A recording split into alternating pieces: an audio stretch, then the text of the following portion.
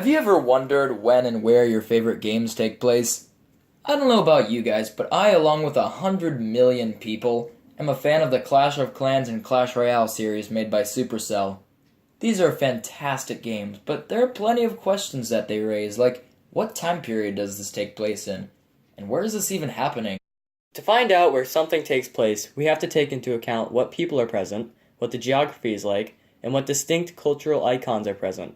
In Clash of Clans, there is a wide variety of characters, almost all of which, on the roster, have basis in Norse mythology and resemble the Nordic people. For example, there are plenty of parallels between barbarians and Vikings. This would explain their savage berserk fearlessness of death, because they know they'll awake in the grand halls of Valhalla after they get destroyed. The Hog Rider is a character out of the game who is a warrior who rides on a large boar. This is much like the Norse god Freyr, who also rode a boar named Galinbursti.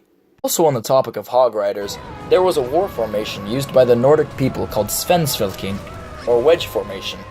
The uncanny part comes when you realize this is exactly what the Hog Riders used to charge into attack in the Clash of Clans short Ride of the Hog Riders. The Valkyries in Clash of Clans are based off of the Norse Valkyries, who were women of war that would take dead Vikings to Valhalla. Next, we take a peek at the Nordic giants, who were called Jotun. They closely resemble the giants from Clash of Clans. In the mythology, the Jotun were banished to live in Jotunheim by a pantheon of gods and goddesses, including Odin and Thor, the Aesir. Aesir.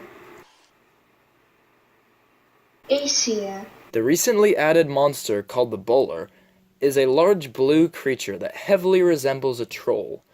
It hurls large rocks at its victims when raiding other villages. In Scandinavia, there obviously weren't any real trolls running around. In their myths, however, there were plenty of troll references. They explain the absence of trolls in their country and in their daily lives as the trolls avoiding the annoying sound of church bells.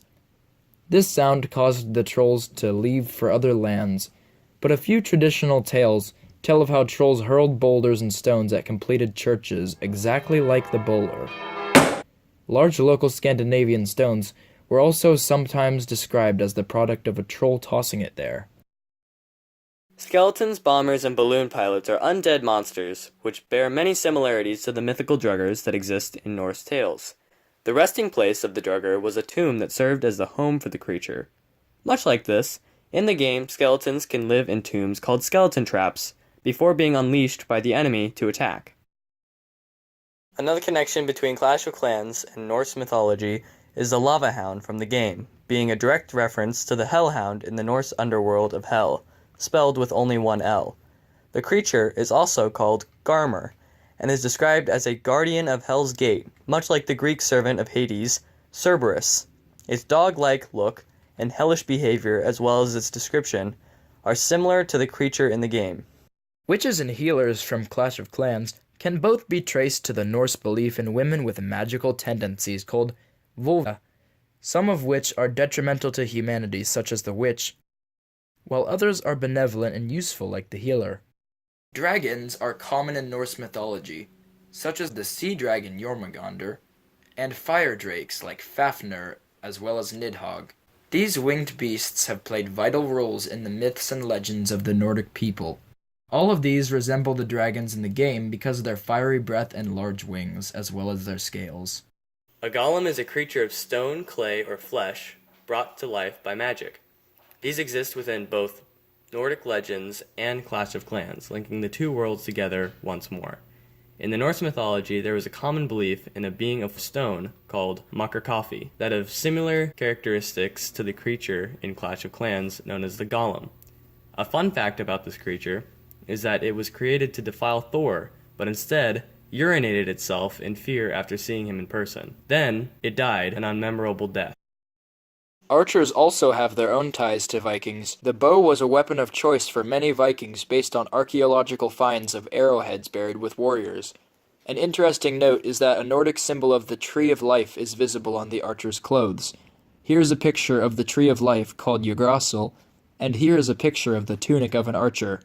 The similar design seems too distinctive to be a mistake. Another factor of discovering where this takes place is the geography. A few distinguishable facts about the landscape are that there are pine trees present, there is gold to be mined, and a seaside coast. It seems as though we can come to the conclusion that Clash of Clans takes place on the coast of Scandinavia in Norway, Sweden, or Finland, based off of the culture, the mythological creatures present, as well as the geography.